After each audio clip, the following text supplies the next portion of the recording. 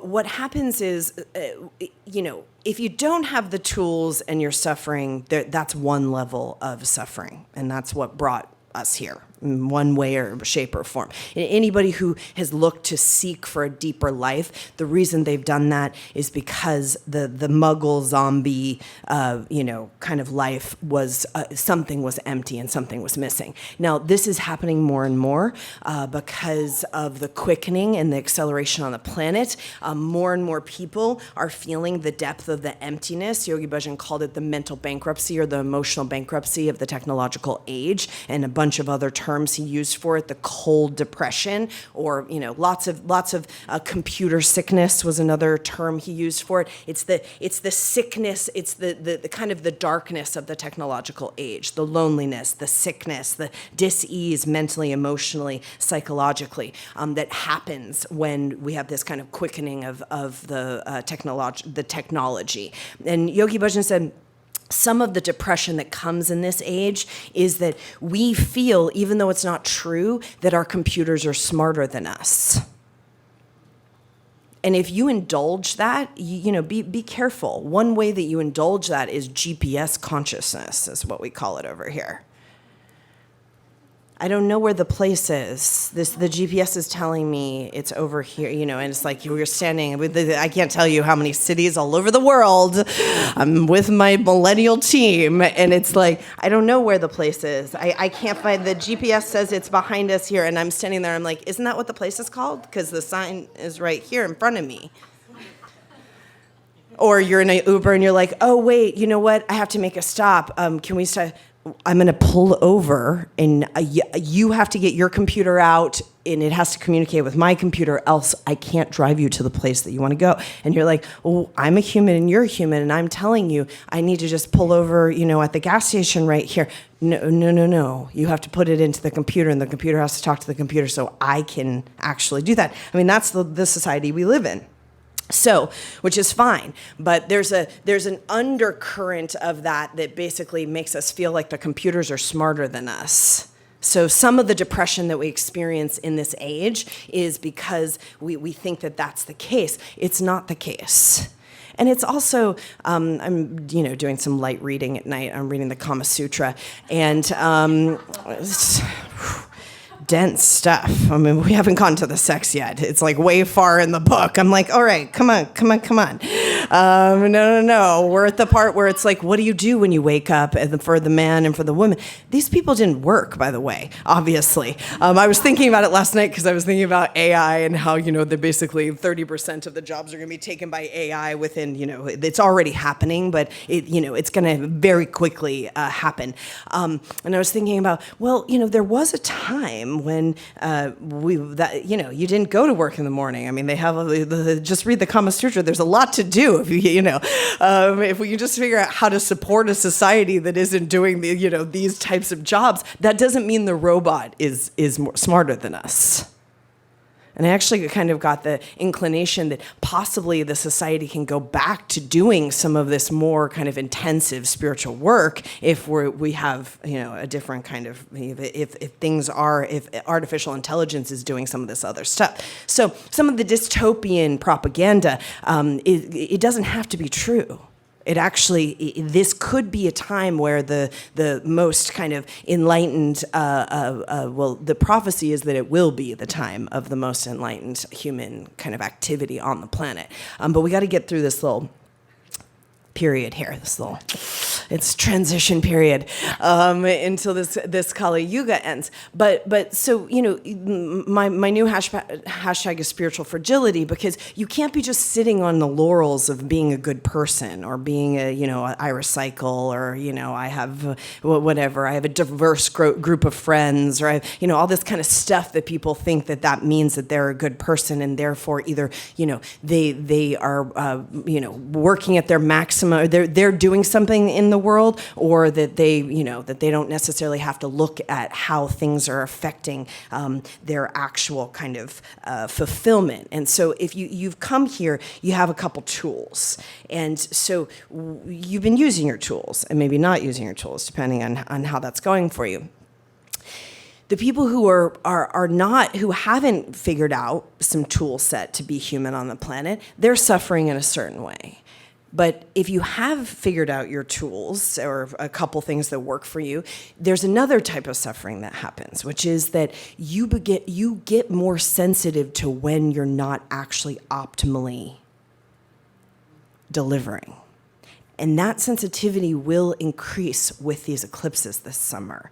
So the rub of you not optimally performing, you not optimally delivering on your destiny, on your gifts, on your, that rub is going to get more, there's going to be more chafing.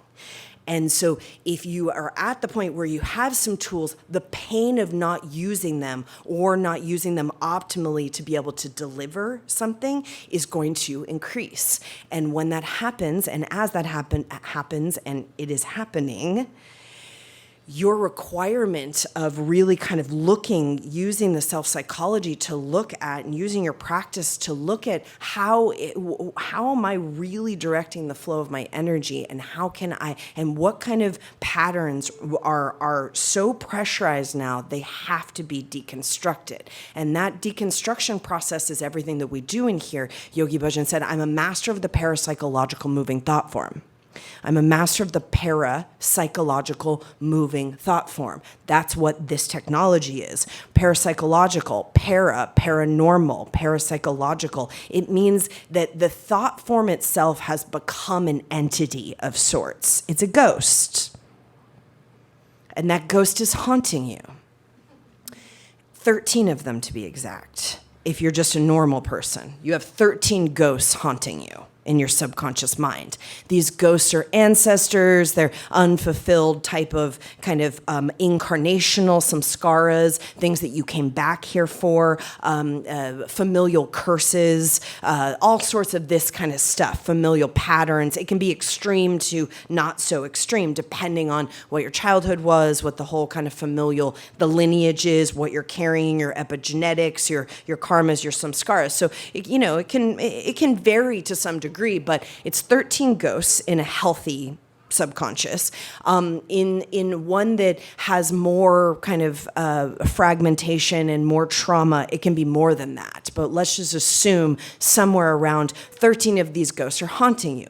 Now today, what I'd like to work on, because it's such a familial epigenetic energy today in this solar eclipse, is I'd like to really work on going in there, and we're going to do some kind of massive psychic surgery and subconscious surgery. So that's part of it. But what I want you to be thinking about, and I've said this before, is instead of being haunted by the ghosts, you become the haunter of the ghost. And that takes what in the Trungpa teachings, it takes something called the lion's roar, which means you can't be, avoiding and running away and, and hiding and all that kind of stuff. It's an eclipse. We're on Lincoln Boulevard. We get lots of fun things happening here.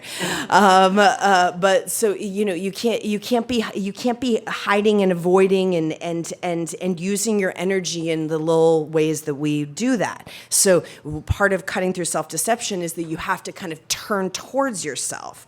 And in the Trungpa teachings, he calls it the lion's roar.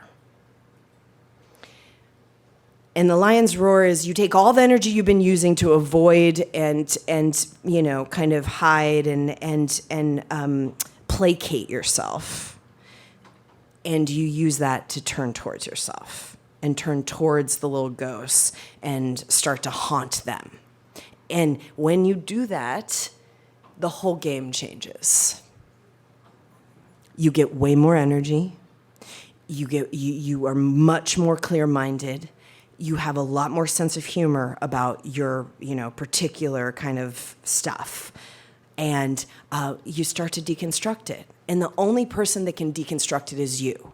No shaman, no healer, no one can do it except for you and a spiritual teacher. But nobody wants to play that game. So forget about that. So all you got is you and time. That's Yogi Bhajan said. If you don't have a spiritual teacher, then your teacher's time. And time is a much more vicious teacher, by the way. Time is a much more vicious teacher than any of the most vicious spiritual teachers. But are we clear on this? So you can do this, but you just got to kind of move the energy in the right direction. And on a total solar eclipse, you can absolutely take this momentum and move towards the right direction and start to face whatever's in front of you in a really kind of activated way. So any of our thoughts of like, I don't have enough energy to do something, or I can't, all that kind of I can't stuff. Yogi Bhajan says, we're going to work on this right now. Yogi Bhajan says all that I can't stuff, about 80% of it anyways. He says 80% of the reasons why people aren't successful is because of the anger in their self for childhood. Should I read that to you? Without discipline. What is discipline? Discipline is when you conquer your mind. What is not discipline is when your mind conquers you.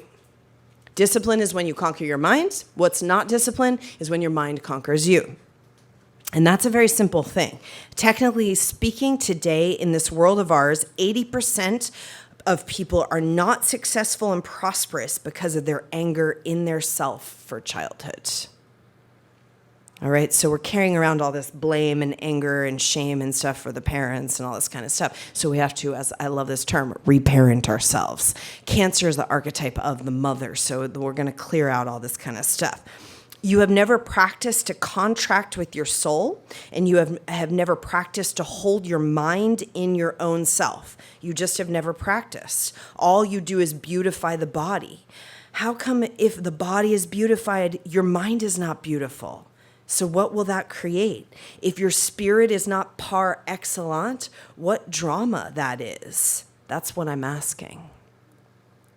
In our life, we are not born to suffer. I don't care what religion says. That's your headache. But just talk to me one straightforward thing. How come the perfect God, the almighty strong and omnipresent, the one God can create an imperfect stuff? And who says we're born in sin? Take any story of the life. The fact is, you are so strongly brainwashed, but the fact is, you are part of that existence. This is how it is. There is a sun, and there are a million sun rays which come and touch the earth. Same way you are part of that light, and the million rays are you. Do you see that in each other?